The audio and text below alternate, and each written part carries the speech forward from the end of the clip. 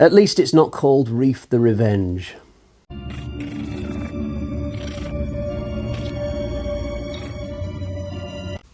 Hi guys, so before we get into it, a quick disclaimer that there will be spoilers today, but I'll try and keep them fairly light. You know, I'll try and avoid saying who lives and who dies maybe, but no promises on that, enter at your own risk.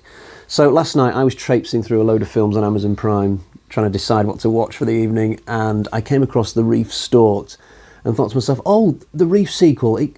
So it came out last year, but I've been meaning to watch it and I just hadn't gotten around to it, and I thought to myself, okay, this is going to be the evening, I'm going to do it right here. So I clicked into it, fully expecting it to be £3.99 to rent, which is Amazon's normal price for a rental, but to my surprise, it was only £1.99. Brilliant. And this was the price to buy as well, not even to rent. Double brilliant. I probably should have got a little bit suspicious at this point, but no, I dived right in, no pun intended, and off I went. So if you don't know, this is a sequel to the 2010 film, The Reef, but both films are completely unrelated, different characters. It just happens the second film is piggybacking on the brand name of that original Reef film, which did quite well, I think. Both films directed by a guy called Andrew Traucki, and I might have got this guy's surname pronounced wrong, and if I have, I apologise, because I'm about to say it exactly the same way throughout the rest of this review. But this particular director, he's carved out a little bit of a niche for himself doing aquatic horror films. Like, you look at his filmography, he's not got that much on there, but most of the films he's done are in this subgenre. He's done both Reef films now, he's done both black water films.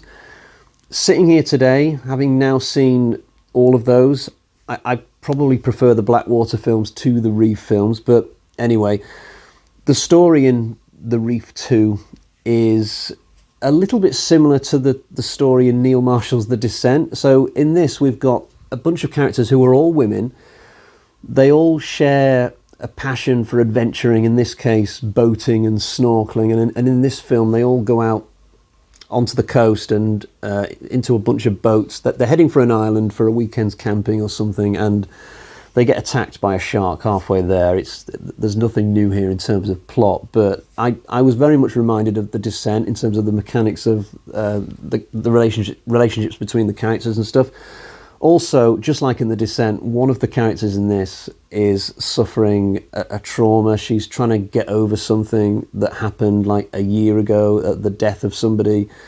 This is something that's happened in a lot of horror films. It's a very common mechanic, and if done well, it can be very effective. So what usually happens is the lead character is recovering from something that's happened to them, and they will recover during the horror movie to come, and then by the end of the horror movie they'll be all right. I've seen this so many times. The Descent is probably the best example of it because it was done so well in that film, but it was also done in a slasher film called Haunt, which is one of my personal favourite horror movies of recent times. I guess Friday the 13th Part 3, Part 7 as well. Cliffhanger with Sylvester Stallone, not a horror film, but you know, he's getting over something, and then throughout the course of the movie he gets over it and rekindles his friendships and stuff. It's very common, this, but I don't think I've ever seen it the other way round, where the main character is just all happy-go-lucky and it's the red shirts who are getting over like trauma. I'd like to see that even once, but it doesn't happen in this film. Traucki just, you know, does the more traditional path, but the trauma as it is in this film is not, it wasn't that effective for me for a couple of reasons. So of the four main characters we get in this, two of them are sisters, and there's a girl who dies in the prologue who is the other sister of these two. So there was three sisters to begin with, and then we get two for the main movie. But I didn't realise until about halfway through this that the person who dies in the beginning was the sister of these other two women. It was my wife who pointed this out. I just thought that the person who died early on was like a close friend of the two sisters. Now, I don't know if the movie didn't do a good enough job of communicating this, or whether I missed a key line of dialogue somehow. Maybe I was turning around to sip my coffee in that moment or something. Whatever. So the fact that I didn't even know the relationships between these people kind of ruined the effect for me a little bit. And also, the way that the prologue is filmed, not that effective for me. I just feel like the angle that Traucki has decided to show this instance of domestic violence is not the best. Like he goes for this really realistic approach, but I think they should have movified it a little bit more, just to make it a little bit more exciting, get you into the movie. Because what was going on in the beginning with me, with this murder that happened straight away and this tragic incident, it just didn't quite get to my emotions enough. You know, when I think of like The Invisible Man with Liane, that woman who wakes up in bed with that abusive husband, within 3 seconds, just from the body language of that woman, I'm just instantly gripped. I know exactly what's going on. I know exactly how dangerous this sleeping man is. But I didn't get any of those feels in this domestic violence opening at all. But you know what? We're not here for that anyway. We're here for a shark movie, and surely with his track record, Traucki wasn't going to let us down on that score, was he? Was he?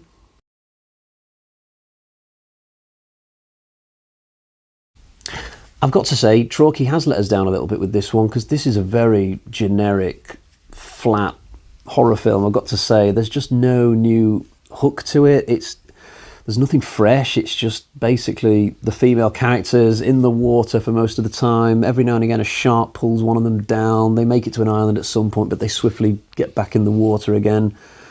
I just didn't find it riveting at all.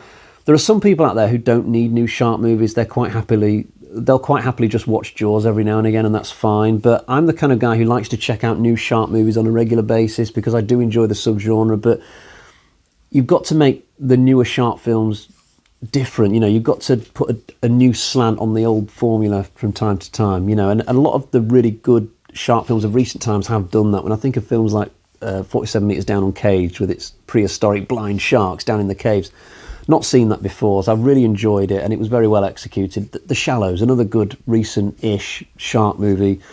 An injured woman 300 yards off the coast. She can actually see the beach. It's tantalisingly close, but she can't get there, and she's being terrorised by a shark. Very original story, and it feels of worth when you watch it. But this second Reef film, it just seems like it's repeating the first Reef film. We don't really need that, do we? And the thing with Traucki is that when he did the Blackwater films, he gave us something different with the second of those. So the first Blackwater film features alligators terrorising some people in like these mangrove swamps.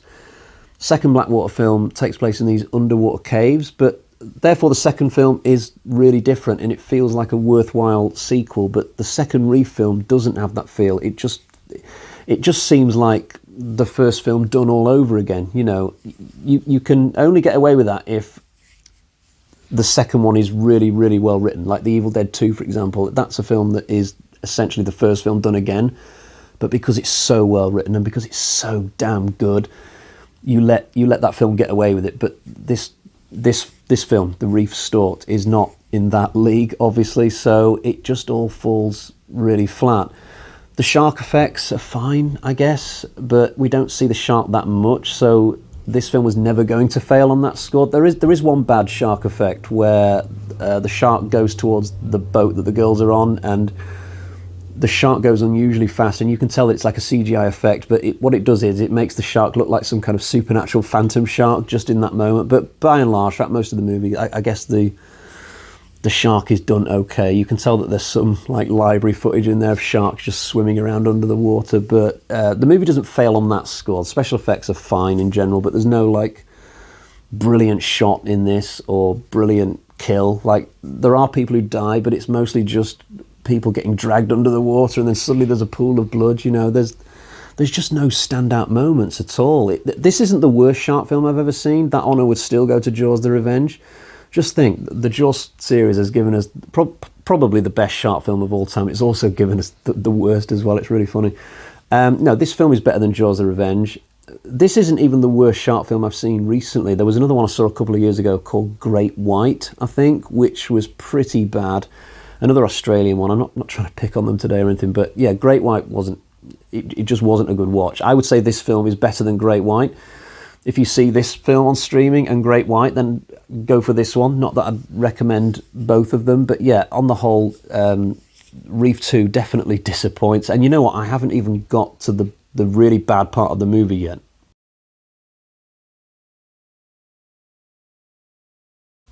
There comes a point in this where the characters reach this island, but it turns out that there's a little family on it. There's like a mother and two young kids. I think what's happened is the husband has dropped them off to have their own little weekend holiday, and then the husband's going to come back and pick them up a couple of days further on. But I just don't like these characters being out here on this random island. It ruins the isolation of the movie. It ruins the ambiance of the horror. You know, our main characters are meant to be stranded far from anywhere. They're meant to be on their own. Civilization's meant to be miles away. But no, there's this little family just hanging out on the same island as them halfway through the horror movie they're trying to survive. I just didn't like it.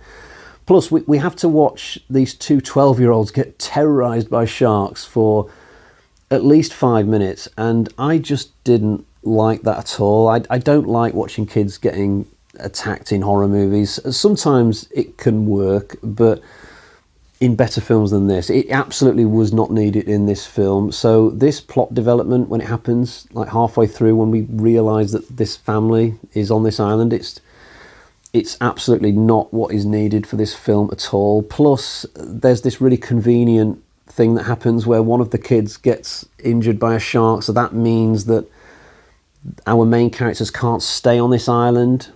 They're going to have to make a dash for help back to the mainland, and then they're going to get into trouble with the shark again. So I just didn't like it. I just didn't find the way that this plot was put together to be very well written. It's all got little convenient things about it, and the presence of the family is just not what's needed at all. The actual characters themselves as people are fine, especially the main characters. That's something that I will let the movie off with. Like the four main girls, they're all nice women. There's nothing irritating about them. That's what sunk Great White for me, no pun intended. There was a really irritating twat bag in that film, and it spoiled a lot of what was going on in that. But in this film, I liked pretty much all of the characters.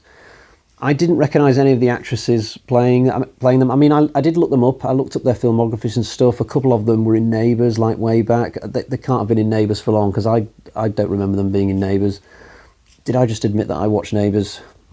Nathan, just make sure you edit that bit out, okay?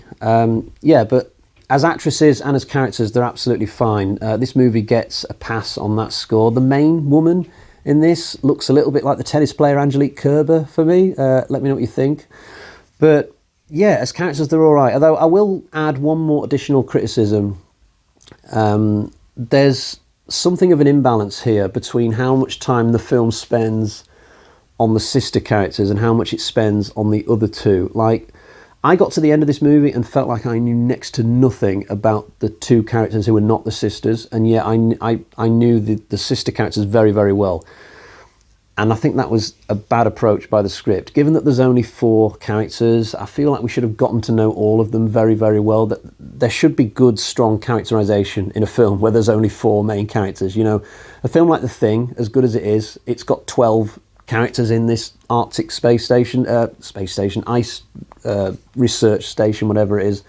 So I can understand why in a film like that we don't get to know the characters that well. But when you've only got 4 characters, there's no excuses. I should be getting to know these characters as a viewer, you know, quite well, and I don't in this. I only really get to know 2 of them. And the fact that there is this imbalance means the film becomes very easy to predict in terms of what's going to happen to who. You know, it feels like the sisters have got plot armor on a lot of the time because they're part of the main trauma subplot thing that's going on. There's one sister who just dodges several bullets throughout this film. Not literally, there's no guns. But it constantly feels like the shark's letting her off the hook sometimes when it's just not good. I didn't like this film. I'm never getting my $1.99 back. I hope you've got some sympathy for me today, because I just feel like I've been robbed.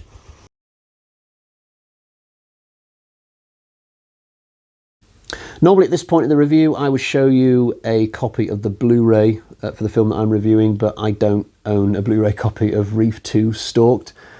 I have a digital copy of the movie that I paid £1.99 for, but let's not talk about that anymore. Traucki's films in general are not easy to get hold of in the UK. His Blackwater films, I think you can buy copies from Europe, maybe, which would also be Region B, but you'd probably be paying a little bit more for them. And the original Reef film, I'm pretty sure that is also a film that you can only buy from European countries. I don't think there's a specific UK release for that either, but at least in the case of this one, I don't care. Right, let's get to the bag of terror and find out what sort of score I'm going to give to Reef Stalked. So we've got 1, 2 bloody axes out of 5. This sadly falls considerably short of the first Reef film, and it's even though I own it, I won't be going back to it, I've got to say. Right, that's all for today. I'll be back very soon. My next video is hopefully going to be my 2020 film ranking. And then after that, I'm going to be doing another film review, which is going to be the first in my brand new franchise review series. But I'll keep it under wraps what it is that I'm going to be doing. Until next time, cheerio, bye-bye.